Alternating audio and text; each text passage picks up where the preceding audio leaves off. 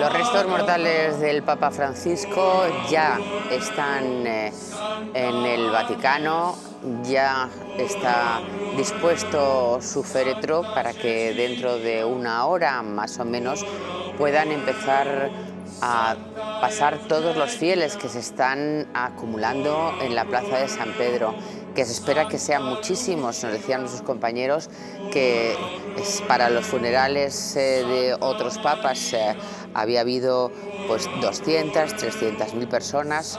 Se esperaba que para ver al Papa Francisco haya muchísimos más. Sí, entre otras cosas por eso, por el jubileo de los adolescentes que se celebran este fin de semana. Ahora lo que estamos escuchando son las letanías, que para quien sea un poco no controle mucho, se va pidiendo a todos los santos, y eso lo sabe muy bien el Padre Ángel, que intercedan para que el Papa Francisco pues vea a San Pedro cuanto antes, ¿no? Llegue al cielo cuanto antes, que ya estará con él, ¿no? Pues desde los padres de la Iglesia a San Ignacio de Loyola, a cualquiera de los santos que el propio Papa Francisco haya solicitado para interceder por su alma.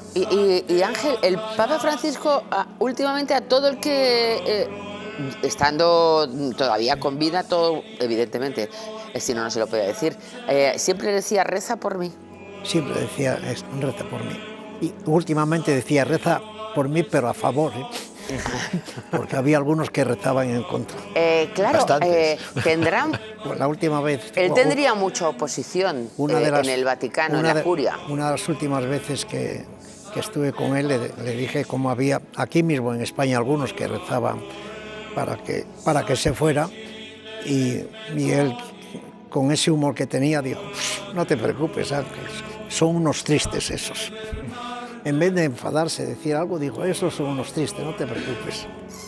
Bueno. Siempre decía reza por mí, y a veces cuando dudaba dice, pero reza a favor. Bueno, pues mientras se están rezando estas letanías, les decía antes que anoche ha salido a la luz una entrevista inédita del Papa Francisco, una entrevista que le hizo Nelson Castro, se la hizo en el Vaticano, fue en 2019, y le pidió que no se publicara hasta su muerte. En ella ha hablado como nunca y se sincera sobre cómo se sintió en el cónclave donde fue elegido Papa. ¿Fue un momento de ansiedad el cónclave? No, para nada, una paz. ¿Y la noche anterior no tuvo, porque sabía que podía llegar a ser Papa? No, la noche anterior no sabía. No sabía, no, porque el mecanismo del cónclave uno no sabe. Sí que dormí fenómeno. Yo me di cuenta, yo salí elegido la 2:00 de la tarde. Algunos venían a hablar conmigo, me preguntaban cosas, ¿qué pasa? Pero dormí la siesta a lo mejor. Para mí es peligrosísimo dejarme llevar por una ansiedad, ¿no? Cuando viene el espíritu de tristeza, que lo tira abajo a uno, tristeza sí he tenido muchas, ¿no? Situaciones de dolor humano, o la muerte de papá, de mamá, tristeza o preocupaciones en momentos difíciles. Tiene que decir, bueno, estoy sufriendo, decirse la verdad, pero el sufrimiento no se va. Bueno, pero ya supongo que en la segunda votación ya se empieza a ver. Sí. Ahí sí que se empieza a ver, pero fijaos, él no era... ¿A quién no vota nadie? ¿A quién son los que más se vota y se van posicionando, supongo, no? Un par de cosas os puedo contar. Una que se sabe, que lo ha contado el propio Papa Francisco. En el cónclave de Benedicto XVI se le presentó a él como contrincante, es decir, se pensaba como la antítesis de Benedicto. Y Francisco se dio cuenta, porque era muy listo, que le estaban utilizando para contraponer 50-50 los votos, para que saliera un tercero que era el verdaderamente peligroso, y se echó para atrás. O sea, que imagínate si Jorge Mario Bergoglio ve que no era su momento. Eso pasa también en la película. Sí, pero luego hay otro elemento que lo he confirmado por 2 vías. En el cónclave de Francisco, cuando le preguntabas al cardenal Cobo sobre las murmuraciones previas y los encuentros, hubo una cena en la que estaba el cardenal Antonio Cañizares, que se llevaba muy bien con el Papa Francisco, y Jorge Mario Bergoglio. Y en esa cena previa, con otros 2 o 3 cardenales, acordaron en un nombre, que no era ninguno de ellos, y se repartieron incluso el tantear en distintos espacios, ¿no? Porque el cardenal Cañizares se movía muy bien en la curia y el Papa Francisco se movía muy bien en el ámbito latinoamericano, promover ese nombre. Y sin embargo luego, a partir de la primera votación, Francisco Bergoglio se llevó la sorpresa que ese intento de suscitar otro nombre fue en vano porque todos le miraban a él. Pero un papa, una vez elegido, puede rehusar ser papa. Podría ser, bueno, está... Y de hecho se le pregunta, ¿no? Sí, y luego está esa famosa capilla de las lágrimas, sala de las lágrimas, ¿verdad? Que está como la capilla de los museos vaticanos, al lado de la capilla Sixtina, donde él se reviste y se llama así el Salón de las Lágrimas, capilla de las lágrimas. Bueno, porque es un momento muy complicado y muy difícil después de él haber aceptado ser pontífice. Es un momento, él hablaba ahora mismo, lo hemos escuchado en la entrevista, de ese sufrimiento, de la desaparición de un ser querido, de tu madre, de tu padre. Decía, el sufrimiento no se va humanamente, es muy doloroso y es muy difícil vivirlo. Bueno, pues imaginemos también ese momento en el que a un nuevo papa se le elige y entra y me imagino en catarsis, Dios mío, ¿qué es lo que has querido conmigo? ¿No? De todas formas, está terminantemente prohibido cualquier pacto previo, ¿no?, al cónclave, ¿no? Aunque haya negociaciones. Una cosa es que no se puede hacer campaña y otra cosa es que es una responsabilidad. Ni comprar votos, que esto está feo. Pero es una responsabilidad. Y se compran. Sí, pero es una responsabilidad que tengan que hablar. Es decir, es una responsabilidad sabiendo que tienes que elegir al líder de 1.400 millones de personas, es decir, te toca hablar y decir, mira, pues por ahí va, por ahí no va, pues esta sensibilidad, pues por ahí. Y campaña. Eso es lo que se denomina los grandes electores, ¿no? Es decir, que son aquellos, los influencers, los cardenales influencers. Pero supongo que también será difícil entre 135 cardenales llegar a un pacto previo. Entre gente tan que ni siquiera se conoce. Pero es por sensibilidades. Vale, ¿os cuento una maldad? Sí, venga, una maldad. En la elección de Jorge Mario Bergoglio, cuando esas votaciones iban avanzando, en ese comedor de Santa Marta, que se sientan en sillas circulares, no alargadas como en la película de Cónclave, y que es mucho más sencillo, y bueno, y el comedor se come un poco regular en Santa Marta, mucho carbohidrato y mucho frito. Sí, eso es otra maldad. Así estaba. Sí, eso le sentó mal, sí, porque él se cuidaba mucho en Buenos Aires. Bueno, pues en una de esas comidas, almuerzos que les tocó, había un cardenal que se dedicó a ir por todas las mesas diciendo que a Jorge Mario Bergoglio no había que votarle porque le faltaba un pulmón y que no iba a aguantar el pontificado. 88 años. Y... ¿Quién es el cardenal? Cuenta. No, acaba la maldad ya. Eso me lo reservo. Eso me lo reservo. Lo haré como Nelson, cuando haya fallecido. Y le respondió uno de esos cardenales y ahí se acabó. Dice, pues usted ha padecido unas cuantas enfermedades en su vida y ha dirigido con mano de hierro su diócesis. Y ahí se acabó ese intento de minar la llegada de Bergoglio al papado. Pues que es muy importante, es el jefe de la Iglesia de 1.400 millones de personas, más un jefe de Estado del Vaticano, ¿no? Líderes de todo el planeta van a acudir al funeral del Papa, pero no va a ser el caso de nuestro presidente, de Sánchez. En representación de España van a ir los reyes, la vicepresidenta primera, María Jesús Montero, la vicepresidenta segunda, Yolanda Díaz, ministro de Presidencia, Félix Bolaños, y como invitado del gobierno, Alberto Núñez Feijóo. El funeral del Papa Francisco, marcado por la polémica ausencia del presidente del gobierno, Pedro Sánchez. El gobierno de España no seguirá la tendencia de los demás países y Moncloa se escuda. Serán don Felipe y doña Leticia los que encabecen la comitiva. La delegación oficial del Reino de España que va a asistir al funeral del Papa Francisco estará encabezada por sus majestades los reyes de España y la conformarán la vicepresidenta primera, María Jesús Montero, la vicepresidenta segunda, Yolanda Díaz, el líder de la oposición, Alberto Núñez Feijóo, y yo mismo. Junto al ministro Bolaños y a las vicepresidentas Díaz y Montero, el líder de la oposición ha sido invitado expresamente por el Ejecutivo. Tampoco estará la ministra Margarita Robles, la persona del gobierno que guardaba mejor relación con el pontífice. Sánchez no, al contrario de lo que hizo Zapatero cuando murió el Papa Pablo II en 2005. Acudió junto a los reyes. El funeral del Papa puede servir para negociar. Donald Trump se encontrará el sábado con sus enemigos arancelarios y se verá cara a cara con Zelensky. habrá conversación. El presidente francés Macron y el argentino Milei han sido de los primeros en confirmar su asistencia al Vaticano, igual que ha hecho la primera ministra de Italia, Giorgia Meloni, que ha cancelado toda su agenda internacional para poder viajar a Roma. El sábado también veremos las caras de las presidentas de la Comisión Europea, Ursula von der Leyen, y del Parlamento Europeo, Roberta Metsola. Quien tampoco asistirá es el líder ruso Putin, así lo ha hecho saber el Kremlin. Y otra de las ausencias será Netanyahu, caras importantes que se cruzarán en el funeral del Papa Francisco. ¿Puede ser la manera de limar asperezas entre los políticos? Hombre, de cualquier manera, están los líderes del mundo, excepto Netanyahu, pero bueno, está Trump, y Putin.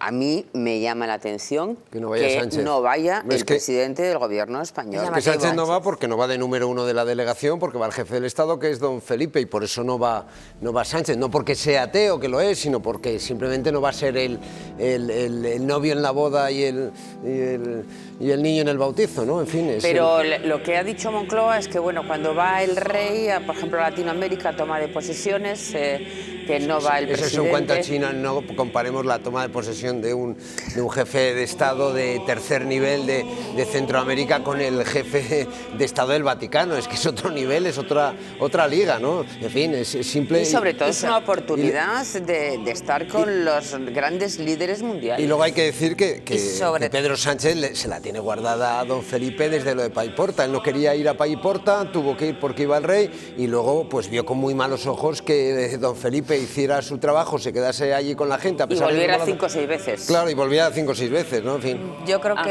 que hay algo de eso. Yo creo que la tensión entre Zarzuela y la Moncloa, después de que el rey don Felipe y doña Letizia se quedaran en Paiporta y Pedro Sánchez tuviese que abandonar la localidad, pues ha hecho daño a la relación. Y yo pienso también que aunque va una nutrida representación del gobierno, van 2 vicepresidentas, va el ministro de la Presidencia y de Justicia, Relaciones con las Cortes, el gobierno ha decretado luto oficial en nuestro país, el propio Pedro Sánchez ayer se deshizo en elogios al Papa Francisco, pero yo sí que creo que no quiere en esos momentos el presidente del gobierno pues coincidir con los reyes. A mí me llama la atención porque hay que recordar que cuando Sánchez llegó al gobierno llegó con un plan muy ambicioso en la escena internacional. De hecho, se le llegó a criticar porque estaba usurpando funciones del jefe del Estado en esos viajes oficiales que hacía. Y si hay un viaje importante y una cita importante en el mundo es la del próximo sábado en Roma. Como tú bien decías, van a estar los principales mandatarios de países de todo el planeta, con lo cual yo sí que creo que es llamativo que haya declinado a acudir, aunque el gobierno español estará ampliamente representado, y creo que ha sido un gesto el haber invitado a Alberto Núñez Feijóo a acompañarlos. Pues yo no voy a especular como mis compañeros, cuando no sé algo no lo digo, porque empezar a hablar de Paiporta y de que no quiere estar con los reyes, pues nada, será que tenéis más información. Bueno, yo creo que la tensión entre Zarzuela y Moncloa después de Paiporta no es una especulación. Creo que son especulaciones. Perdonadme, es lo que ellos piensan, lo que tú piensas. Dicho esto, es una obviedad. Dicho esto, creo que es un error que no vaya, como en su día fue Zapatero y Rajoy al entierro de Juan Pablo II, también con los reyes en aquel momento. Creo que debería ir, pero bueno, él sabrá por qué no lo hace. Creo que es un error, pero creo que también especular por especular es gratis. Ya, pero fíjate, cuando va a estar ahí Trump, Macron, Meloni... Bueno, son jefes de Estado. Trump y Macron son jefes de Estado. Aquí el jefe de Estado es el rey. Meloni no. Meloni no. No, te quiero decir. Son sí, que debería ir. Yo creo que debería ir. Los más mandatarios en un momento que el mundo está patas arriba. Sí. Es que, de verdad, es que el presidente del gobierno de España debería estar ahí. Sí, si no explicar por qué. ¿Qué relación tenía con el Papa Francisco? Bueno, a lo mejor es que tampoco se llevaba bien. Bueno, pues no era una relación de plena confianza ni mucho menos, ¿no? Es decir, en 2 ocasiones ha acudido el presidente del gobierno a la Santa Sede, al Vaticano, a encontrarse con el Papa Francisco, y fue muy sintomática tanto la una como la otra. En la primera de ellas es algo que también es inédito en los encuentros del Papa con los primeros ministros y con los jefes de Estado. Nunca el Papa da una rueda de prensa o cuenta cómo ha sido el encuentro, simplemente se da una nota al final informativa, ¿no?, que la hace la Santa Sede y en algún momento pues a lo mejor ese país también.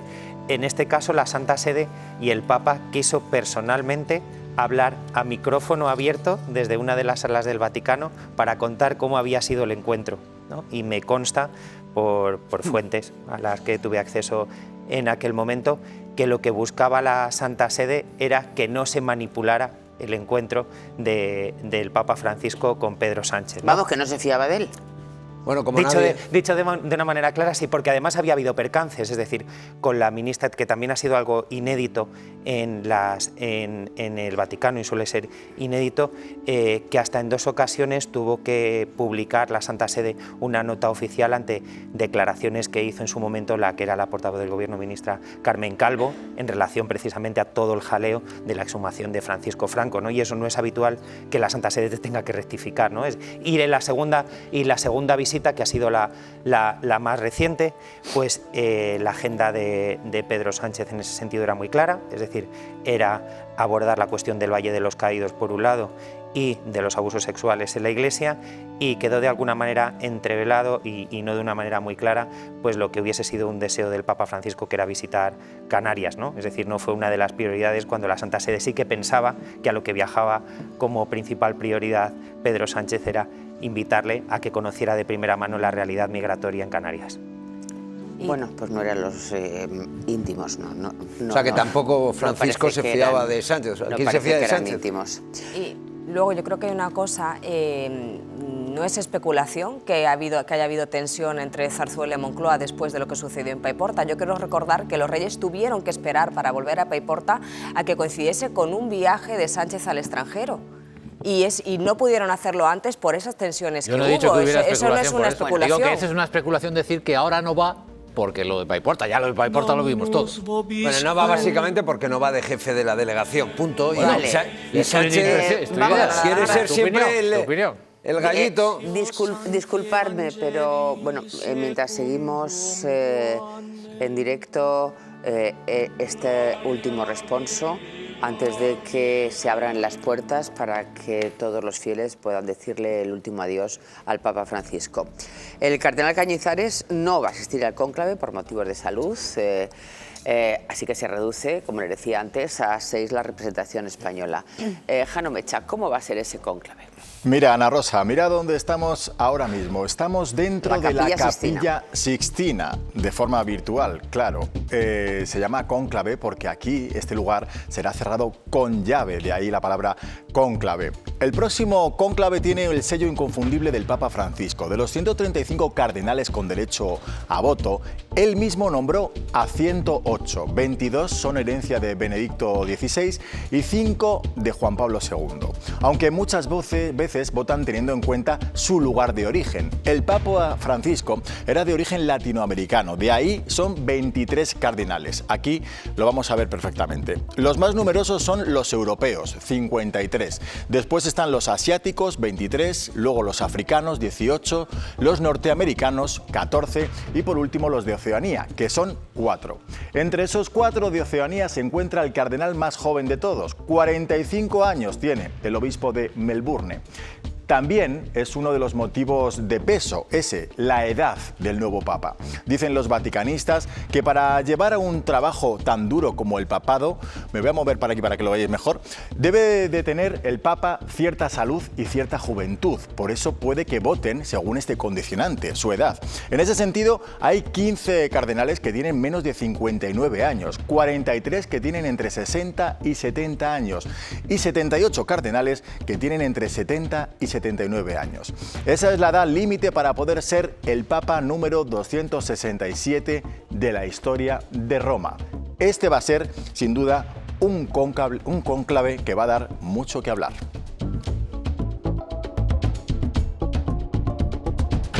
Tras los muros de Santa Marta se van a celebrar muchas reuniones al más alto nivel y conversaciones privadas antes de llegar a la fumata blanca de la que saldrá el nuevo Papa. Estamos ante el cónclave más polémico, con 2 facciones claramente enfrentadas. Por un lado, quienes alaban la labor transformista y aperturista del Papa Francisco, y por otro, quienes le critican por haber abandonado los valores de la Iglesia.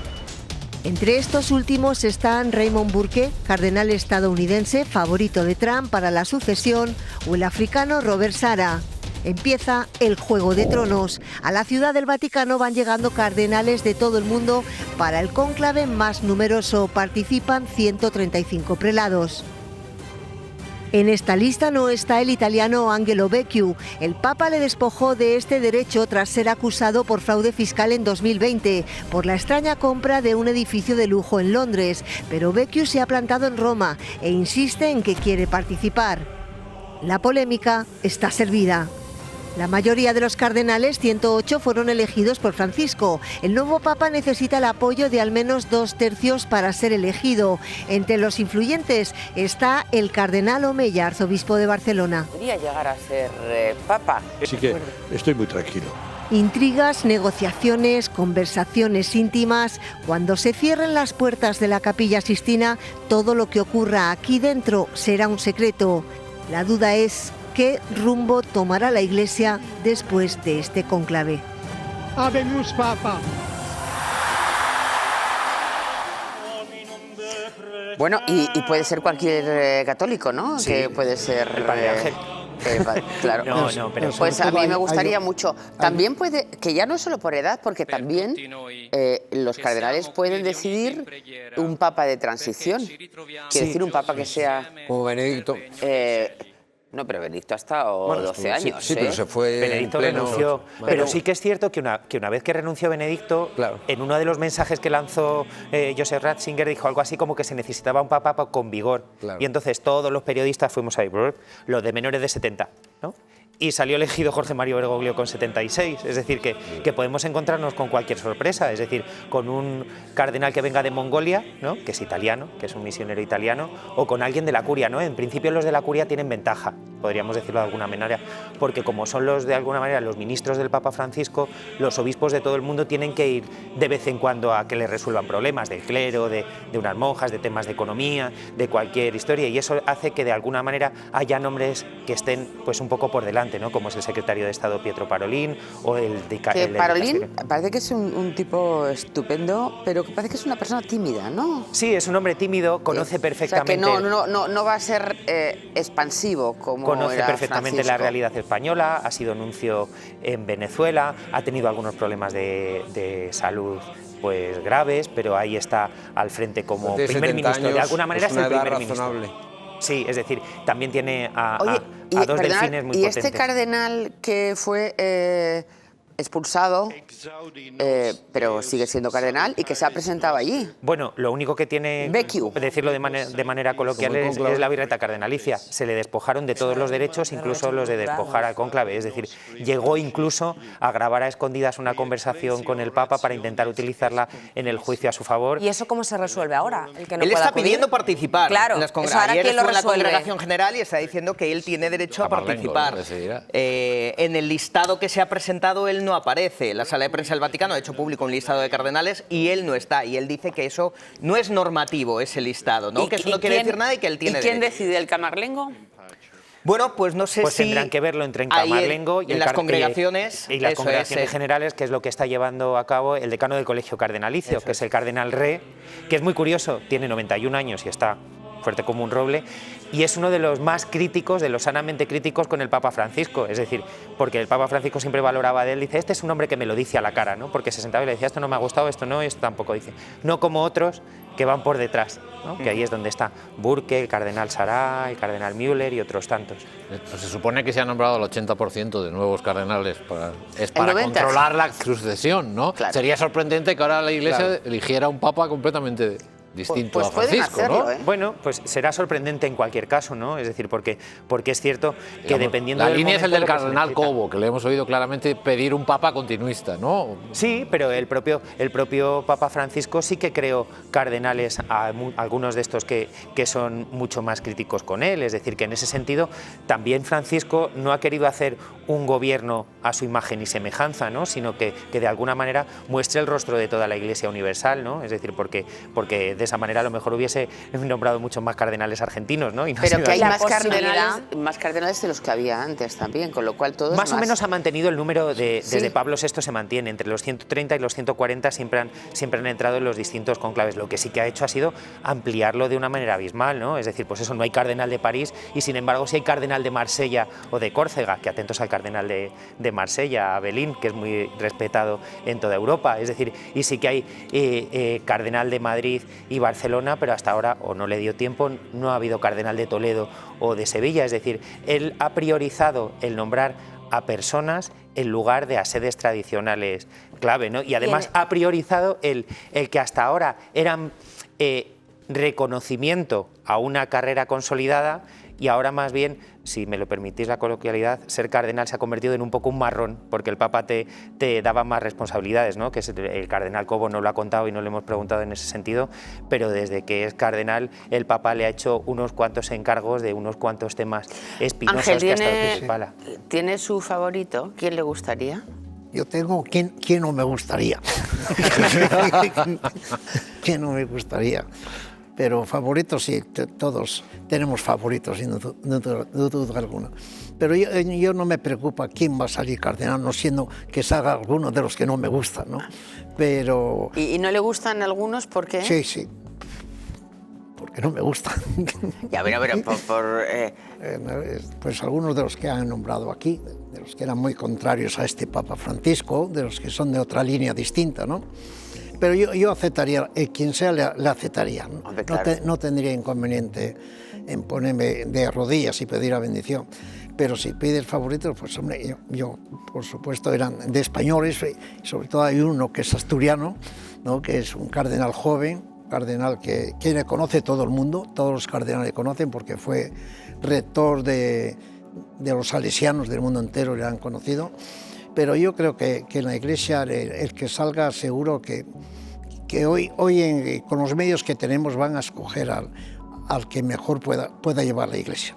¿Y en este conclave tan universal creéis que es posible? Yo creo que no hay miedo a que escojan alguno de estos que a veces no queremos que salga. O sea, que no tiene miedo que escojan a uno de los que no le gusta al Padre Ángel. Y en resumen. Los que sois más expertos, en este conclave tan universal, ¿creéis que hay posibilidad de que haya, por ejemplo, una sorpresa de un papa asiático? No. Pues en principio los dos candidatos, uno era Tagle y el otro es el del dicasterio del clero, que es un surcoreano de Corea del Sur, pero parece ser que se van apagando esas posibilidades, ¿no? Es decir, yo no descartaría un occidental, es decir, o un europeo, un italiano, incluso un norteamericano, porque aunque los obispos norteamericanos son contrarios al Papa Francisco, los cardenales no. Ya. Álvaro, tú tienes... Bueno, yo creo que todo puede pasar. El Espíritu Santo es el que inspira a los cardenales, lógicamente, pero yo creo que va a ser más, digámoslo así, más normal, que no hay que irse muy lejos. Es mi opinión, un cardenal después del Papa Francisco, que ha sido un pontificado muy intenso también, muy importante. Yo creo que se necesita una figura un poquito de transición. En mi opinión, no lo sé, pero luego también podemos estar diciendo este cardenal es así, piensa más así, y luego dar la sorpresa, porque también ha pasado de algún papa que, bueno, dice, oye, esto y no te lo esperas, ¿no? Cómo actúa o las primeras decisiones que toma, luego con lo cual luego tienen que tomar también decisiones de acuerdo con lo que está ocurriendo en el mundo, ¿no? El funeral del Papa, pues ya saben ustedes que atrae a miles de peregrinos y además concretamente este fin de semana a miles de jóvenes. Ahí está nuestro joven Álvaro López. Bueno, no tan joven todavía, Ana Rosa. Bueno, como suele ser habitual en este tipo de grandes acontecimientos, afluencia de personas, llegadas de millones de turistas, de peregrinos, y los negocios de alrededor de la Plaza de San Pedro hacen el mes de agosto en el mes de abril. Solo 3 ejemplos para que veáis cómo se han triplicado los precios de absolutamente todo. Un trayecto en taxi de apenas 10 minutos, 30 euros. Una postal que normalmente cuesta 50 céntimos, 5 euros. Y un helado de pistacho, te lo venden como pistacho gourmet, pero es un pistacho industrial, 14 euros. Esta es la historia de los sablazos, de los negocios alrededor de la muerte del Papa Francisco. Vean. La muerte del Papa Francisco ha adelantado para muchos negocios el hacer el agosto, pero en el mes de abril. todo ha subido en Roma desde el fallecimiento del pontífice. Lo primero, los taxis. La app oficial que indica el recorrido y el precio desconectada. Bueno, pues por un trayecto de apenas 2 kilómetros, unos 15 minutos aproximadamente, nos han cobrado exactamente 26,50 euros. Seguimos. El agosto se hace también en las tiendas de souvenirs. Bueno, vamos a entrar en una tienda de souvenirs donde nos dicen que han subido el precio incluso más de un 40%.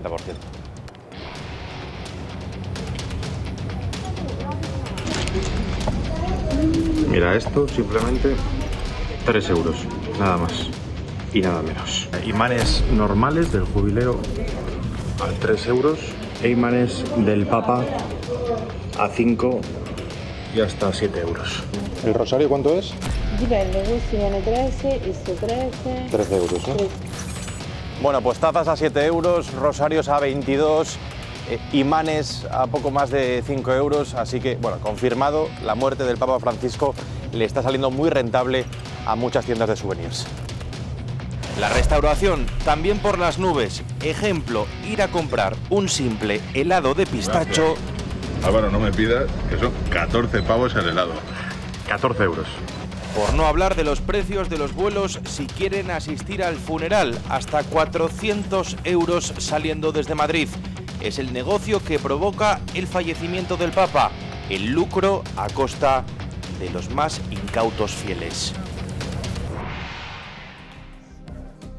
Bueno, pues todo sube cuando hay acumulación. Los mercaderes de siempre que quieren, también son todo parte muy de la cristiano. tradición. Más demanda. Todo muy cristiano. Un helado de Pues- pistacho, 14 pavos, pero estamos locos. Me tiene que estar muy bueno. ¿Sabes si Pero 14? puedes no tomarte el helado, pero yo creo que los muy católicos quieren ir a despedir al Papa. Sí, y sí, no, si sí, les no. cuesta más, pues también será un sacrificio. Bueno, ya, hombre, pero en fin. Digo yo, no sé.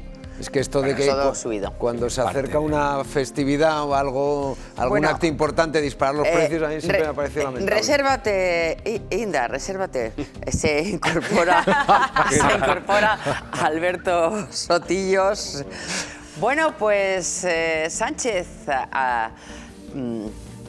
oportuna o de un modo oportunista, presentó los detalles de su plan de defensa y el gasto que va a conllevar eso. También es cierto que no dijo la palabra gasto en ningún momento y que es una maravilla que tenga este gobierno los ahorros que tiene. Jano Mecha. Fumata blanca para el gasto en defensa, me lo vais a permitir, pero tenía que decirlo. Así sorprendía Sánchez ayer en su comparecencia, una comparecencia casi sin previo aviso y en el primer día de luto por el Papa, para anunciar que va a destinar 10.471 millones de euros más para defensa y que así vamos a alcanzar el 2% prometido este mismo año. Llamaba la atención la puesta en escena, con una bandera de España y otra de la Unión Europea, ambas con crespones negros. Y también lo más llamativo es que nadie sabe muy bien de dónde va a salir todo ese dinero, ya que no está ni en los presupuestos ni han aprobado ningún decreto ley. Habló de reasignación presupuestaria y de usar los remanentes de otras partidas, una especie de cuenta de la vieja que todavía no ha quedado demasiado clara. Por no hablar de los eufemismos que usó: inversión tecnológica, inversión en empleo, inversión en ciberseguridad. Tan solo en una ocasión usó la palabra armamento para decir que solo una pequeña cantidad de ese dinero sería dedicado a su compra. Sánchez ha dado pocos detalles sobre este nuevo gasto, pero eso sí, tiene a todos sus socios, los de gobierno y los de investidura, en su contra. Dicen todos que es un profundo error político. El día después de la muerte del Papa y con el país de luto oficial, el presidente convoca por sorpresa a los medios de comunicación. Va a comparecer tras el Consejo de Ministros. Buenos días. Con todo el mundo pendiente de la despedida al Papa. Ave María, gracia plena. El mundo está de luto por el Papa Francisco. Ahí está la iglesia de Santa Marta. La mirada puesta, como no podía ser de otra manera, en la ciudad de Roma. Aquí estáis viendo este reguero de peregrinos que es incesante. Sánchez reclama atención. Comparece el presidente del gobierno. Sale a escena. luto total. Crespones en las banderas, traje negro y talante serio. Desvía la atención y se convierte en el objetivo de todas las cámaras. Antes de comenzar, me gustaría trasladar unas palabras de recuerdo por el Papa Francisco. Y siempre supe que estaba ante un amigo de España. Estoy convencido de que el mundo va a echar de menos su valor, su mensaje, y desde España honraremos su figura. El día en que todas las miradas están puestas en el Vaticano, el presidente le dedica un total de 60 segundos para, acto seguido, tratar un tema incómodo para los socios de gobierno. Dicho esto, quisiera comenzar esta comparecencia recordando que el gobierno estaba preparando un plan para la seguridad y la defensa de España y de Europa. Habla alto y claro. España cumplirá este año 2025 con el 2% del Producto Interior Bruto de su presupuesto en seguridad y en defensa. Mensaje que podría pasar convenientemente desapercibido. Estrategia, oportunismo o casualidad que el gobierno ha sabido aprovechar. Muchísimas gracias. Bueno, Fernando Area, compañero, ayer en rueda de prensa le preguntó a Sánchez sobre la constitucionalidad de no presentar los presupuestos. Porque claro, todos estos gastos es sin decretos, sin presentar los presupuestos, sin el acuerdo de todo el gobierno. Y la respuesta del presidente fue muy sorprendente. Ahora resulta que la Constitución puede tener matices. Lo que sí tendría que pasar por el Parlamento son los presupuestos donde podría estar oficializado todo esto. Ya se ha incumplido la Constitución al no presentarlos en el Congreso. Usted se comprometió, si no recuerdo mal, a